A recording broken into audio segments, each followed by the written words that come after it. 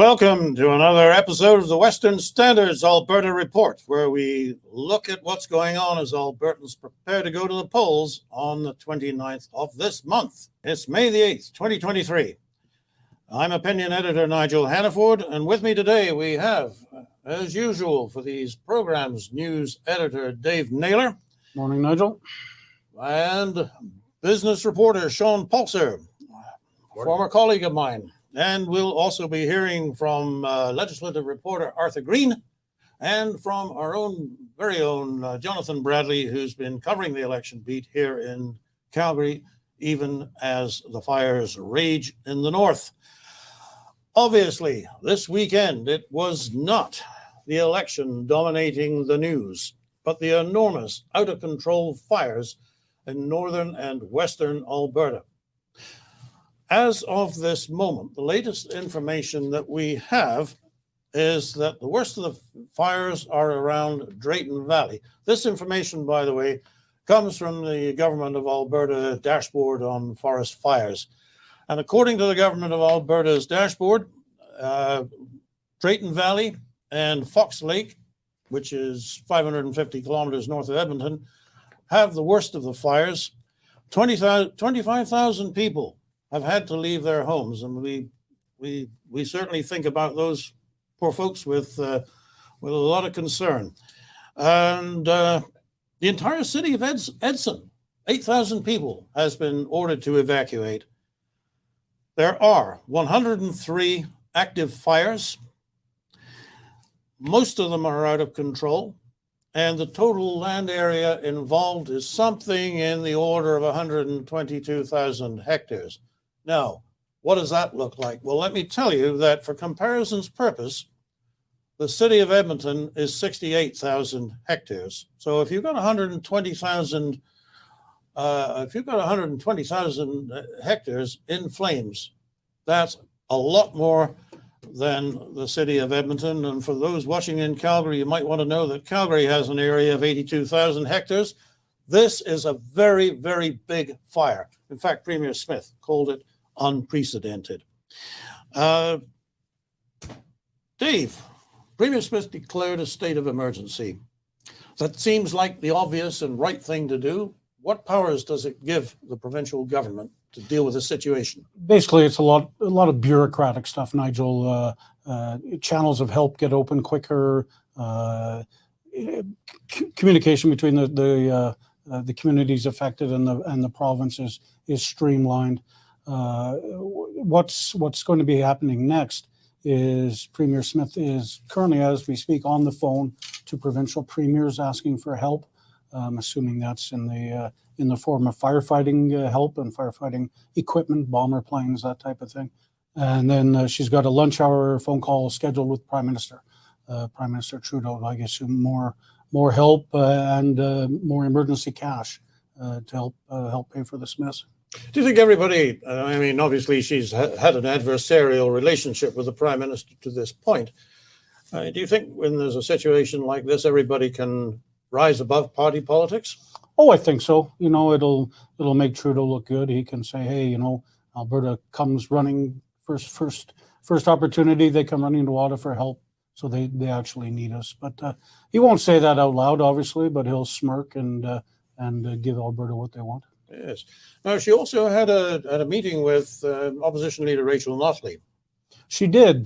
Sunday morning, as you know, during the last major disaster, Premier Notley was in charge, and she shared her tips on what to do in a sort of a one-on-one meeting with just Premier Smith and their top advisors. And then after that, they went to evacuation center in Edmonton together, and they met with evacuees, and it was just a nice show of cooperation. Normally between, I don't think that it's wrong to say the two people don't like each other very much, but they came together when Albertans are suffering, and that's what we do. We come together. It's the right thing to do. I'd like to go now to Arthur Green. Arthur is our legislative reporter, but Arthur is also our northern reporter in practice. Arthur, you were out where the fires were. Where were you? On Friday evening, I headed to Drayton Valley, and of course all the roads were closed. Headed in there, I was able to get through the roadblocks with my press ID, and it was a bit eerie driving into a town that's completely on fire. Everybody's going one way, and I'm driving the other. But I was in Drayton Valley. The town was completely empty. All was left was RCMP officers, firemen, of course, and forestry units. At the time you were there, Arthur, how close to Drayton Valley were the flames? The flames were actually right in Drayton Valley. I mean, at one point, I was about 700 meters from one of the fires, and you can feel the heat on your face and smell the smoke. I mean, my car permanently smells like a bonfire now. But it was moving pretty quickly. And at one point, an officer said to me, "You're crazy to be here." And I agreed with him, but I was just worried that the wind was going to change and then I wouldn't get out. But I did manage to get out. Of course, there was no power in the area and no gas stations open. I did have a full tank of gas when I left. Of course, having to take a off route to get there, didn't plan correctly, but I ended up getting a Tomahawk, which is just outside of Drayton Valley, with 8 kilometers left in the tank to spare. So I managed to get gas. Well, you've got more guts than a sausage. Now, tell me, Arthur. You took some footage, which I gather has gone around the world. What was that about? I have. I mean, I was pretty much one of the only journalists crazy enough to go into this zone. So France TV actually is showing the Western Standard footage in France.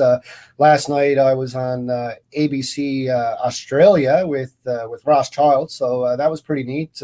Internationally, people are coming to the Western Standard for their news about the Alberta fires. And yesterday, Nigel, I headed to Entwistle, and I said it right because a townsperson taught me how to say it. And I wanted to look for one of the most devastated areas in Alberta, and I was told it was this town. And of course, luck be have it, Premier Smith was actually out on tour at the time.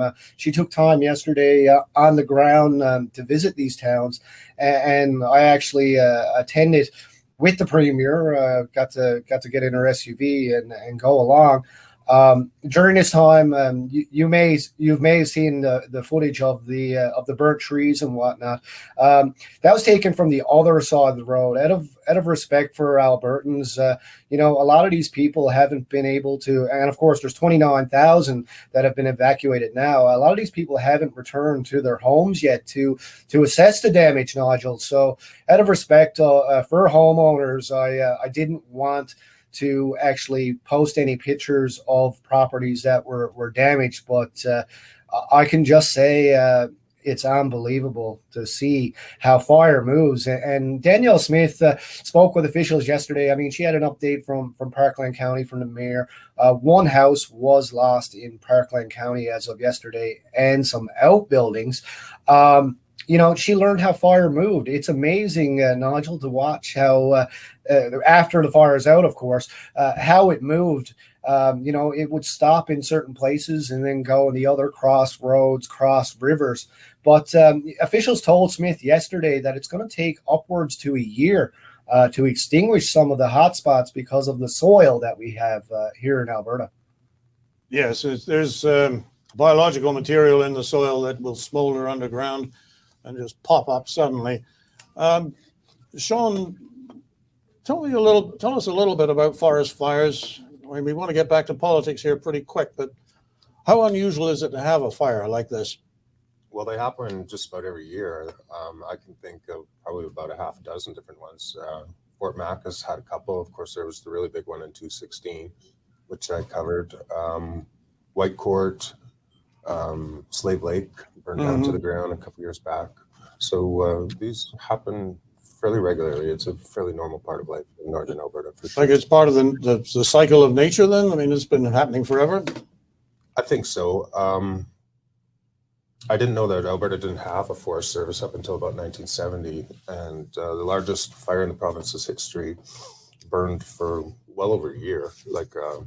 And it was up in the northwest corner, I think even further north than Fort Mac, before they actually got around to coming up with a forest service. But the other thing that's happened is that humans have encroached on a lot of this land. Like that land used to be pretty much uninhabited. And my understanding is can't say ancient times, but a few hundred years ago, that it would be quite common for all this forest to basically burn down and then regenerate itself. Yeah. One ugly thing we should mention, Nigel, looting. 4 people arrested in Drayton Valley for trying to loot a gas station after the town had been evacuated, arrested by the RCMP, and let's hope they throw away the key on those guys. Yeah, don't need any of that. Pretty despicable action. So there have been some other effects too, Sean. Like you were saying, wells closed in. Yeah, northeastern Alberta, there, Grand Prairie. It's called the Peace River Block. Deep basin down around Drayton Valley. I used to work at the newspaper in Drayton Valley. The Pembina oil field is one of the largest oil fields in the world.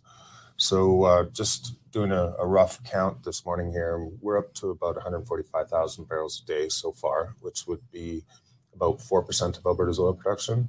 But I wouldn't be surprised if that number is quite a bit higher.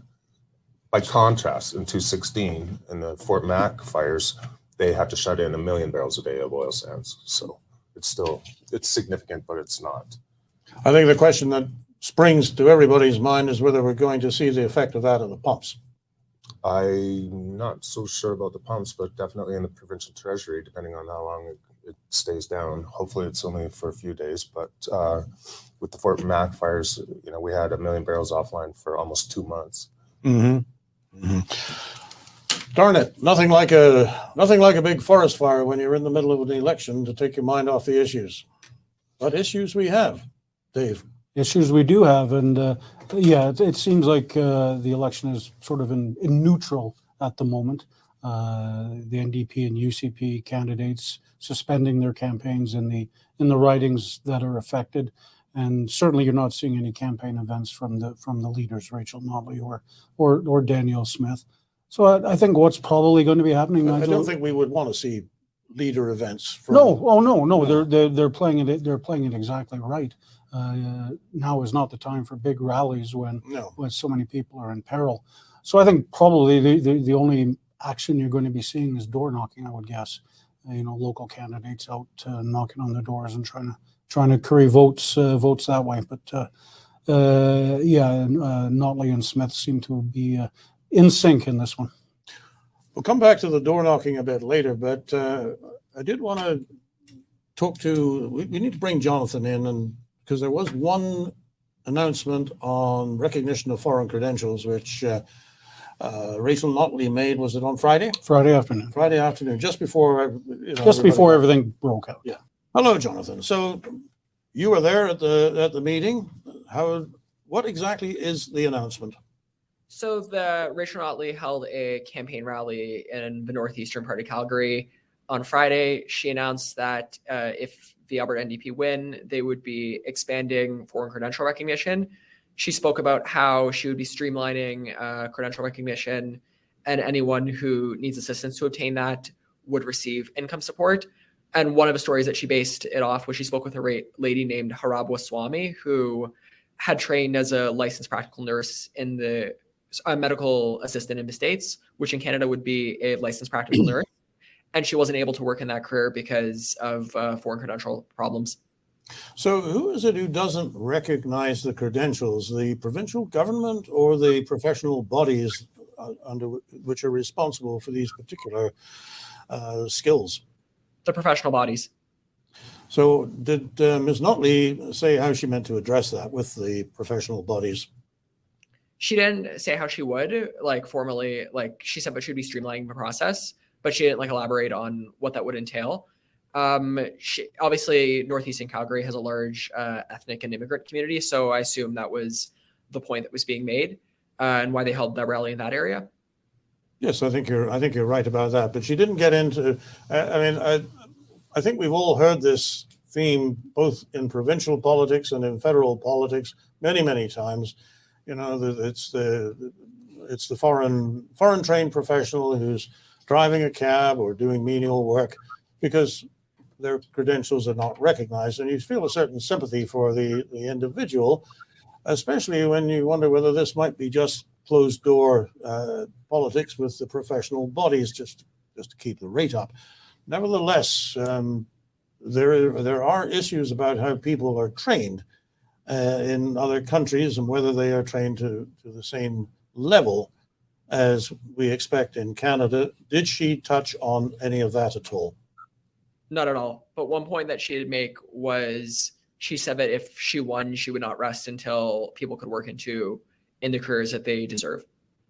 Well, I think this is the frustrating thing because it's Miss Notley comes on stage, makes an announcement, no specifics, and there's young Jonathan who wants to know specifics, wants to ask questions about specifics to get those specifics. And as we all know, the Western Standard is not allowed to address Miss Notley. Exactly. So, in fact, did you say they had put a tail on you? Well, with me at that event, they had one of their staffers follow me around the entire time. Even just like as I was interviewing people, she was like watching over me.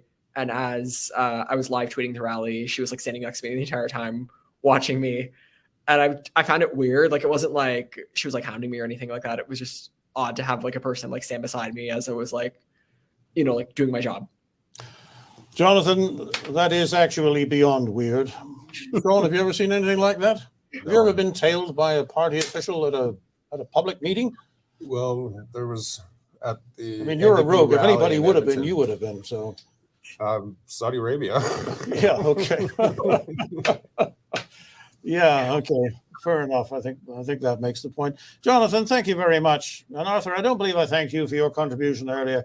I got to salute you, Arthur, for sticking yourself in harm's way and getting the story out for Albertans generally, but first for readers of the Western Standard. Well done. And Jonathan, well done. Thank What you. else have we got for the good people this morning? Foreign credentials, and then there was a promise to hire more teachers. How are we going to do that? Again, short on specifics. 4,000 more teachers. The NDP promised also on Friday in the lunch hour, I believe, and 3,000 more teacher aides. So that's 7,000 jobs there. No specifics how they're going to do it. No specifics how they're going to pay for it. And once again, we tried, but we're not allowed to ask questions to get those specifics. Mm-hmm. Interestingly, I don't recall seeing any other reporters asking the same thing. One thing about that meeting that struck me was that she said that her focus was going to be on the public and Catholic schools systems, which, by being so specific, excludes. And I think she was asked about this, the private school sector, which is quite large. I think there's maybe as many 8 or 9% of Alberta students are either in private schools or in charter schools, which aren't quite the same thing, or they're homeschooling. And I'm trying to decipher what the message might be by that very particular way she worded it. Are they going to try and defund those schools? Are they just going to try and reduce the funding so that they become inoperable under normal standards? What do you make of that? Again, they're short on specifics, but if I had a child or if I was involved in the private school sector, I'd be worried because the sense that you're getting is you're going to get your funding slashed and all the money is going to be going into the public and the Catholic system. So I think the question that if you were in that situation, if I were in that situation, I would be asking, why are they not supportive of private education? It actually saves a lot of money because there's a per capita grant that goes to this, whatever that per capita grant is that goes to the public school system. It's only about 70% that the private schools get. And of course, the homeschools get virtually nothing at all. So that's actually saving money to the education system. So what's the interest here? I think they're probably just ideologically against them. They're union backers, the ATA, Teachers Association, the janitors and their union. And so I think they're just looking after their people, their supporters. It's something that's going to need to be addressed in the coming days. There needs to be specific questions put to Miss Notley about what her thought plan is. And I think your education columnist, John Hilton O'Brien, discussed this issue last week, if I remember correctly. I think we launched that on, I believe it was Saturday, but anyway, yes, he did. What did he have to say? Very much what you said, except that he was more explicit. He thinks that the NDP is actively looking to defund and perhaps altogether eliminate private and homeschooling, because they just feel that all the children should go through the same sausage machine.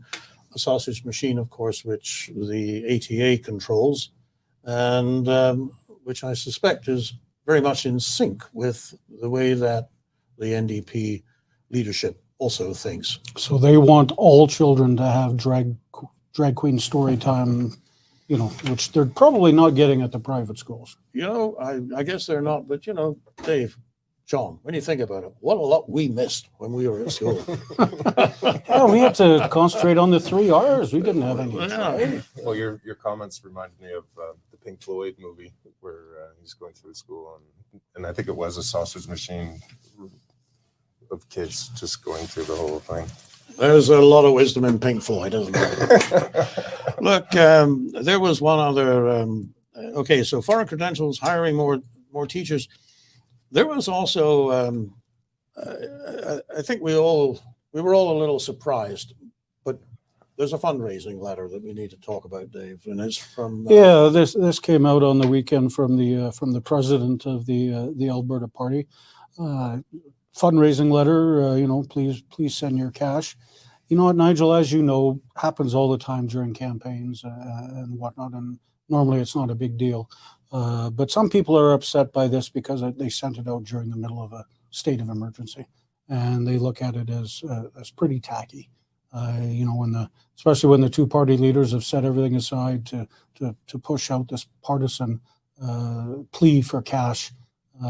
Certainly got lips wagging in the UCP area too. But it's Okay, just to give them the benefit of any doubt there may be, is it possible that is something that they hit the green button to start the process a few days ago, and once it was in motion, they couldn't pull it back? I mean, absolutely could have been timed out 3 weeks ago, right?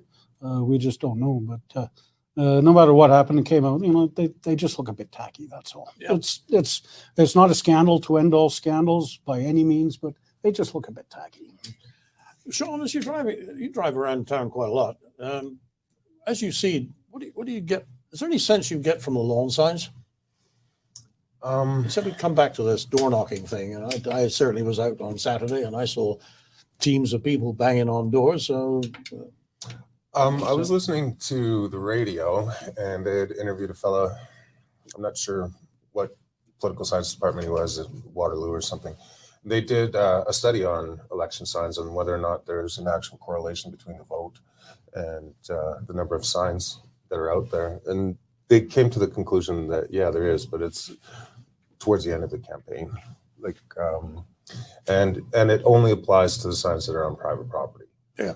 Yeah. So I've noticed with the NDP signs that the anti-Smith ads are going up on the boulevard and on the median way, Mm-hmm. and that there's actually a smaller number of the actual signs on the yards. But that said, I have seen more NDP signs than I have UCP. Sorry, Nigel. Day one of the campaign, the NDP said they had 55,000 signs out and ready to be put up. So I think they're certainly winning the battle of the signs at the moment, but it's early. Well, it is, and I wonder if that's actually a battle worth winning this early. And is it possible to peak too soon? My sense of what the UCP might be up to is that sure, you put your signs out, everybody gets used to them. And then about 10 days before the election, a week before the election, when everybody is finally paying attention to what's going on, suddenly this ocean of blue signs appears all over the cities and all over the sidewalks and everything else. And the story is momentum. They may just be waiting till after May long. Mhm. And yeah, as you say, Victoria Day. Victoria Day. Victoria Day. Sorry, I should. Yes. Oh my goodness! You know what? I'm tired after getting up and watching the coronation. So my apologies, Victoria Day. Yeah, I mean, and then just overwhelm them Okay. and take and claim momentum. Your picture of the Queen is on its way. Sorry, of the King. Look, I think it's a good note to end on. Look, folks, if you're watching this and you are not subscribers to the Western Standard, why aren't you? Become one. It's $10 a month. We'll give it to you for a year for $100. Give our circulation department a call, get signed up, and get the news that they see in Australia before they see it in Ottawa, thanks to Arthur Green. I'm Nigel Hannaford, and this is the Western Standard. The current Lethbridge feed grain prices are as follows. Cash barley's at $4.10, feed wheat's at $4.08, and corn's unchanged at $3.99 per metric ton. In the milling wheat markets, July Minneapolis futures gained 5.5 cents at $8.41, with local hard red spring bids for May movement at $10.30 per bushel. In the oilseeds, nearby canola futures are down $2.90 at $7.3220 per metric ton, with delivered values for May at $16.38 per bushel. In the pulse markets, nearby red lentils are trading at 35 cents a pound, and yellow peas are holding at $11.50 per bushel. In the cattle markets, June live cattle increased 17 cents at $162.10 per 100 weight. For more information on grain marketing, call me at 403-394-1711. I'm Sean Smith at Marketplace Commodities, accurate real-time marketing information and pricing options.